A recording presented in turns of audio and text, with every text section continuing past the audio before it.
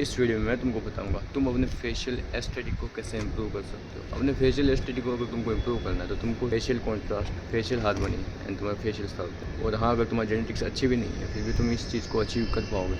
बात करता है फेशियल कॉन्ट्रास्ट पे, इस पर मैंने ऑलरेडी एक वीडियो बना रखी है, लेकिन फिर भी तुमको मैं शॉर्ट में बताऊँ तो तुमको अपना जो पेची बियर्ड है बहुत ही ज़्यादा थिक बना लेना है। और अगर ये तुम नहीं कर पाते, तुम्हारी जेनेटिक्स सपोर्ट नहीं कर रही, तो तुम क्लींस में हो सकते हो। उससे तुम्हारा फेशियल कॉन्ट्रास्ट बहुत ज़्यादा इंप्रूव हो सकता है। सेकंड बार तुम्हारा हेयर कलर, तुम्हारे हेयर कलर जितने डार्क होगे तुम्हारे फेशियल कॉन्ट्रास्ट उतना ही ज़्यादा निखर के आएगा।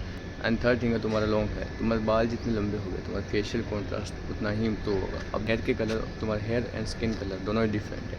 तुम कहीं भी ब्लैक डॉट करते हो तो मे भी वो ना दिखे, लेकिन उसकी भी जगह तुम वाइट बैकग्राउंड डाल देते हो तो वो ब्लैक डॉट अलग से हाईलाइट होगा। चाहे तुमने उस डॉट के साइज में कोई चेंजेस ना किए हो, फिर अब तुम इस चीज़ को समझ गए होगे। उसके बाद आता है तुम्हारे फेशियल हार्मोनी, तुम्हारे फोरहेड से लेके तुम्हारे आईब्रो, तुम्हारे आईब्रो से लेके तुम्हारे अपर लिप्स और तुम्हारे अपर लिप्स से लेके चीन तक का एरिया, जिसको बोलते हैं फेशियल थोड़ा। अगर ये तीनों चीज़ इक्वल है यानी इक्वल साइज है तो मे भी तुम्हारी फेशियल हार्मोनी बहुत ही ज़्यादा अच्छी हो सकती है। अगर तुम्हारा फोरहेड बड़ा है तो अपने फोरहेड पर बाल पर रखो, मेसी हेयर स्टाइल रखो। अगर तुम्हारे फोरहेड बहुत ही छोटा है तो तुम अपने हेयर है उसको पुल बैक कर सकते हो, यानी उसको पीछे डाल सकते हो। और तुम्हारा जो मिडिल वाला पार्ट है अगर उसमें कोई दिक्कत है तो उसको तुम सर्जरी के सिवा फिक्स नहीं कर सकते। और तुम्हारे अपर लिप से लेके तुम्हारे चीन तक का एरिया, अगर तुम्हारा चीन रिसिस्ट है तो तुम चीन टक्स कर सकते हो। इससे हेल्प से तुम्हारी जो चीन है वो इम्प्रूव होगी। और या फिर तुम यहाँ पे बियर्ड ग्रो कर सकते हो, उससे तुम्हारा चीन एरिया है वो बहुत ही ज़्यादा बड़ा दिखेगा। एंड लास्ट टॉपिक आता है तुम्हारे फेशियल शार्पनेस। अगर तुमको शार्प फेस चाहिए तुम्हारा बॉडी फेट कम होना चाहिए, लेकिन कई बंदों का बॉडी फेट कम होते हुए उसका फेस जो है एकदम मोटा मोटा लगता है जस्ट बिकॉज